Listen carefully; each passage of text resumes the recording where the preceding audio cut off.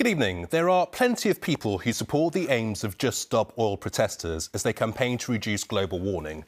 There are rather fewer who support their tactics, disrupting the lives of those caught up in huge traffic jams caused by protesters gluing themselves to the carriageway. Tonight, the Prime Minister came down firmly on the side of those members of the public and against what he called a selfish minority. Mr Sunak held a summit meeting with police chiefs this evening and promised them whatever they need to stop illegal activity. And that includes new powers going through Parliament. The tactics used by these climate protesters have been unorthodox, like chucking Heinz tomato soup at a Van Gogh painting and hanging from a bridge for 36 hours, causing gridlock on the M25. So my friend and I have climbed up here today. They say they're making their point. Not everyone agrees. It's caused chaos for us, really, to be honest. Today, the Prime Minister invited police chiefs into Downing Street and said he'd give them whatever they need to get tough. It is completely unacceptable that ordinary members of the public are having their lives disrupted by a selfish minority. My view is that those who break the law should feel the full force of it, and that's what I'm determined to deliver.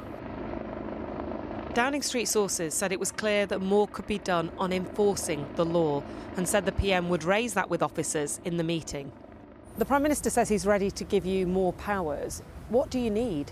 Well, one of the things we have asked for was for a legal definition of serious disruption, so that those officers who are trying to deal with something in the dark, in the rain, at the side of a motorway, can be really, really clear about what it is they have to do. Because at the moment it's a subjective discussion. So why do these protesters keep going when the government clearly isn't listening? You're right, the government isn't listening to us, it isn't listening to the UN, it isn't listening to the International Energy Agency or 99% of the scientists across the earth. So what else are we to do but to continue causing this disruption? No matter what policing legislation they throw at us, more and more people keep coming forward to join the protests. Nevertheless, the government is planning to throw more at these protesters, with the Public Order Bill making its way through Parliament. It will make it a criminal offence for protesters to lock themselves to things or to obstruct major transport works.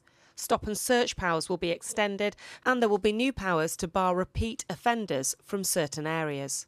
It's bad enough that they're passing a public order bill that would effectively give a blank cheque to the police to shut down all peaceful dissent in this country. That's bad enough. Now they're actually interfering with operational policing decisions as well. It's outrageous.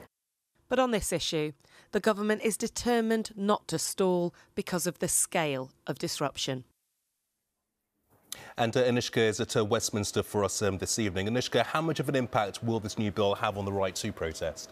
Well, there are worries that it could be a big impact. And one question that's being asked in the House of Lords, where the legislation is right now, is whether this is actually needed. There were already new powers in the policing bill that became law in April. It had a new statutory offence for being a public nuisance that actually carried a sentence of up to 10 years. Now, the Labour Party says it backs police to deal with these protesters and thinks there should be more guidance. But it has raised a couple of specific issues about this new legislation. One is the definition of serious disruption. That can include being noisy. So they say that in theory, if you're singing or chanting, that could be included. And if an area is considered at risk of serious disruption, like Westminster here might be, because we often have protests here, then the police can give that area a special designation, and then they can stop and search anyone they want without suspicion. So big worries, but not for Rishi Sunak. This is an area on which he wants to be tough. In fact, some are saying his team are calling it part of Operation